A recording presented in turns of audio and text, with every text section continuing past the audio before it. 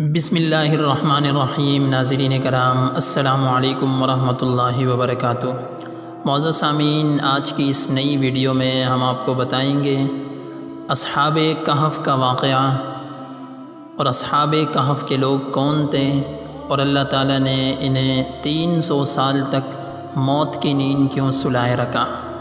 حضرت عیسیٰ علیہ السلام کے آسمان پر اٹھائے جانے کے بعد عیسائیوں کا حال بے حد خراب اور نہایت ابتر ہو گیا۔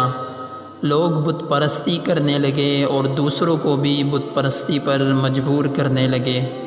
خصوصاً ان کا ایک بادشاہ دقیانوس تو اس قدر ظالم تھا کہ جو شخص بت پرستی سے انکار کرتا یہ اس کو قتل کر دیتا تھا۔ اصحاب-ے-کہف شہر افسوس کے شرفاء تھے، جو بادشاہ کے معزز درباری بھی تھے، مگر یہ لوگ صاحب ایمان اور بت پرستی سے انتہائی بیزار تھے۔ دقیانوس کے ظلم اور جبر سے پریشان ہو کر یہ لوگ اپنا ایمان بچانے کے لیے اس کے دربار سے بھاگ نکلے اور قریب کے پہاڑ میں ایک غار کے اندر پناہ گزیر ہوئے اور سو گئے، تو 300 برس سے زیادہ عرصہ تک اسی حال میں سوتے رہے۔ دقیانوس نے جب ان لوگوں کو تلاش کرایا اور اس کو معلوم ہوا کہ یہ لوگ غار کے اندر ہیں، تو وہ بے حد ناراض ہوا اور غیظ و غضب میں یہ حکم جاری کیا کہ غار کو ایک سنگین دیوار اٹھا کر بند کر دیا جائے، تاکہ یہ لوگ اسی میں رہ کر مر جائیں اور وہی غار ان لوگوں کی قبر بن جائے۔ مگر دقیانوس نے جس شخص کے سپرد یہ کام کیا تھا وہ بہت ہی نیک دل اور صاحب ایمان آدمی تھا۔ اس نے اصحاب-ے-کہف کے نام اور ان کی تعداد اور ان کا پورا واقعہ ایک تختی پر لکھ کر تانبے کے صندوق کے اندر رکھ کر دیوار کی بنیاد میں رکھ دیا، اور اسی طرح کی ایک تختی شاہی خزانے میں بھی محفوظ کرا دی۔ کچھ دنوں بعد دقیانوس بادشاہ مر گیا اور سلطنتیں بدلتی رہی، یہاں تک کہ ایک نیک دل اور انصاف پرست بادشاہ جس کا نام پیدروس تھا تخت نشین ہوا، جس نے 68 سال تک بہت شان و شوکت کے ساتھ حکومت کی۔ اس کے دور میں مذہبی فرقہ بندی شروع ہو گئی اور بعض لوگ مرنے کے بعد اٹھنے اور قیامت کا انکار کرنے لگے۔ قوم کا یہ حال دیکھ کر بادشاہ رنج و غم میں ڈوب گیا اور وہ تنہائی میں ایک مکان کے اندر بند ہو کر خداوند قدوس عز و جل کے دربار میں نہایت بے قراری کے ساتھ گریہ و زاری کر کے دعائیں مانگنے لگا کہ یا اللہ، کوئی ایسی نشانی ظاہر فرما دے تاکہ لوگوں کو مرنے کے بعد زندہ ہو کر اٹھنے اور قیامت کا یقین ہو جائے۔ بادشاہ کی یہ دعا قبول ہو گئی، اور اچانک بکریوں کے ایک چرواہے نے اپنے بکریوں کو ٹہرانے کے لیے اسی غار کو منتخب کیا اور دیوار کو گرا دیا۔ دیوار گرتے ہی لوگوں پر ایسے ہیبت و دہشت سوار ہو گئی کہ دیوار گرانے والے لرزہ و زاری ہو کر وہاں سے بھاگ گئے، اور اصحاب-ے-کہف بحکم الہی اپنے نیند سے بیدار ہو کر اٹھ کر بیٹھ گئے اور ایک دوسرے سے سلام اور کلام میں مشغول ہو گئے اور نماز بھی ادا کر لی۔ جب ان لوگوں کو بھوک لگی تو ان لوگوں نے اپنے ایک ساتھی یملیخا سے کہا کہ تم بازار جا کر کچھ کھانا لاؤ اور نہایت خاموشی سے یہ بھی معلوم کرو کہ دقیانوس ہم لوگوں کے بارے میں کیا ارادہ رکھتا ہے۔ یملیخا غار سے نکل کر بازار گیا اور یہ دیکھ کر حیران رہ گئے کہ شہر میں ہر طرف اسلام کا چرچا ہے اور لوگ اعلانیہ حضرت عیسیٰ علیہ السلام کا کلمہ پڑھ رہے ہیں۔ یملیخا یہ منظر دیکھ کر محو حیرت ہو گئے کہ الہی، یہ ماجرا کیا ہے کہ اس شہر میں تو ایمان اور اسلام کا نام لینا بھی جرم تھا، آج یہ انقلاب کہاں سے اور کیوں کر آ گیا؟ پھر یہ ایک نان بائی کی دکان پر کانا لینے گئے اور دقیانوسی زمانے کا روپیہ دکاندار کو دیا، جس کا چلن اس وقت بند ہو چکا تھا، بلکہ کوئی اس سکے کا دیکھنے والا بھی باقی نہیں رہا۔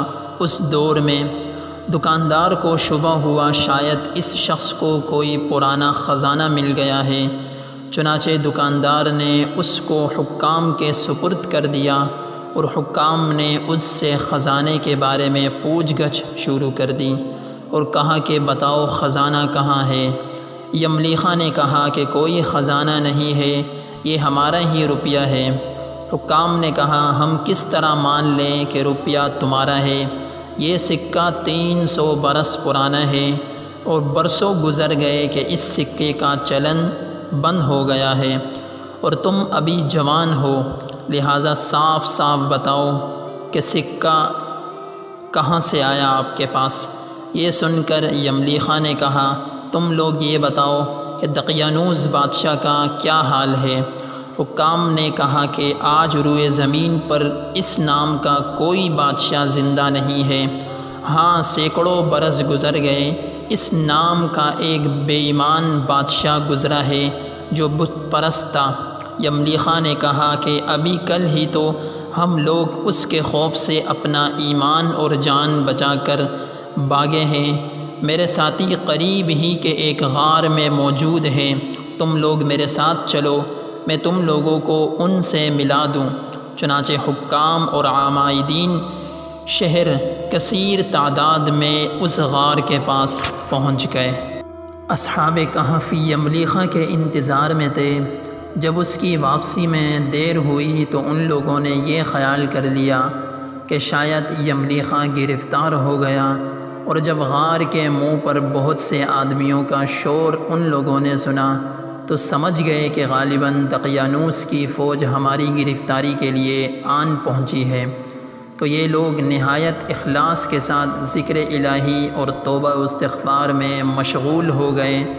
حکام نے غار پر پہنچ کر تانبے کا صندوق برآمد کیا اور اس کے اندر سے تختی نکال کر پڑھا تو اس تختی پر اصحاب کہف کا نام لکھا تھا، اور یہ بھی تحریر تھا کہ یہ مؤمنوں کی جماعت اپنے دین کی حفاظت کے لیے دقیانوس بادشاہ کے خوف سے اس غار میں پناہ گزیر ہوئی تھی۔ تو دقیانوس نے خبر پا کر ایک دیوار سے ان لوگوں کو غار میں بند کر دیا ہے۔ ہم یہ حال اس لیے لکھتے ہیں کہ جب کبھی بھی یہ غار کھلے تو لوگ اصحاب کہف کے حال پر مطلع ہو جائیں۔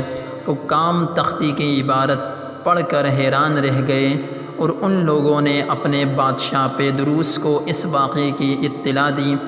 فوراً ہی پیدروس بادشاہ اپنے امراء اور عمائدین شہر کو ساتھ لے کر غار کے پاس پہنچا، تو اصحاب کہف نے غار سے نکل کر بادشاہ سے معانقہ کیا اور اپنی سرگنشت بیان کی۔ پیدروس بادشاہ سجدہ میں گر کر خداوند قدوس کا شکر ادا کرنے لگا، میری دعا قبول ہو گئی، اور اللہ تعالیٰ نے ایسی نشانی ظاہر کر دی جس سے موت کے بعد زندہ ہو کر اٹھنے کا ہر شخص کو یقین ہو گیا۔ اصحاب کہف بادشاہ کو دعائیں دینے لگے کہ اللہ تعالیٰ تیری بادشاہی کی حفاظت فرمائے، اب ہم تمہیں اللہ کے سپرد کرتے ہیں۔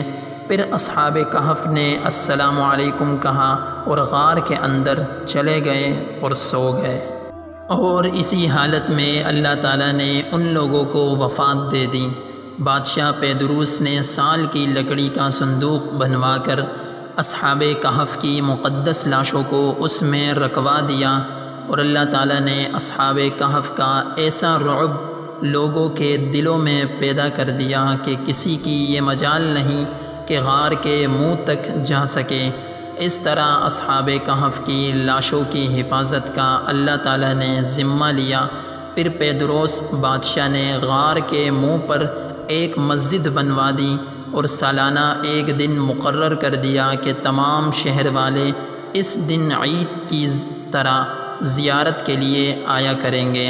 اصحاب کہف کی تعداد میں جب لوگوں کا اختلاف ہوا تو یہ آیت نازل ہوئی، قُل ربی اعلم بعدتہم ما یعلمہم الا قلیل۔ اے میرے نبی آپ فرما دیجئے میرا رب ہی سب سے زیادہ جانتا ہے اصحاب کہف کی تعداد کو، ان کی تعداد کو نہیں جانتے مگر بہت کم لوگ۔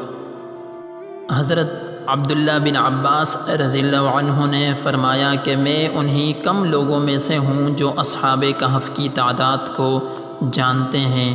پھر آپ نے فرمایا کہ اصحاب کہف کی تعداد 7 ہیں اور 8واں ان کا کتا ہے۔ اصحاب کہف کے ناموں میں بھی بہت اختلاف ہے۔ حضرت علی رضی اللہ تعالیٰ عنہ سے روایت ہے کہ ان کے نام یہ ہیں: یملیخہ، مکشلینہ، مشلینہ، مرنوش، دبرنوش، شازنوش، اور 7واں چرواہا تھا جو ان لوگوں کے ساتھ ہو گیا تھا۔ حضرت علی رضی اللہ تعالیٰ عنہ نے اس کا ذکر نہیں فرمایا، اور ان لوگوں کے کتے کا نام قطمیر تھا، اور ان لوگوں کے شہر کا نام افسوس تھا، اور ظالم بادشاہ کا نام دقیانوس تھا۔ اصحاب کہف کتنے دنوں تک سوتے رہے؟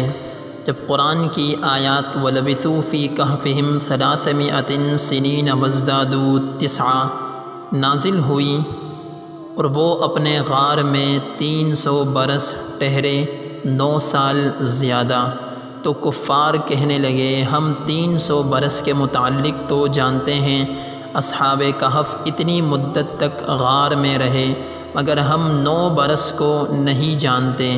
تو آپ صلی اللہ علیہ وسلم نے فرمایا کہ تم لوگ شمسی سال جوڑ رہے ہو، اور قرآن مجید نے قمری سال کے حساب سے مدت بیان کی ہے، اور شمسی سال کے ہر 100 برس میں 3 سال قمری بڑھ جاتے ہیں۔ معزز سامعین، یہ تھی ہماری آج کی ویڈیو۔ اگر ہماری ویڈیو آپ کو اچھی لگی ہے تو ہمارے اس چینل کو سبسکرائب کریں اور بیل کے بٹن کو ضرور دبائیں تاکہ ہماری ہر نئی ویڈیو بآسانی آپ کو مل سکے۔ اللہ حافظ۔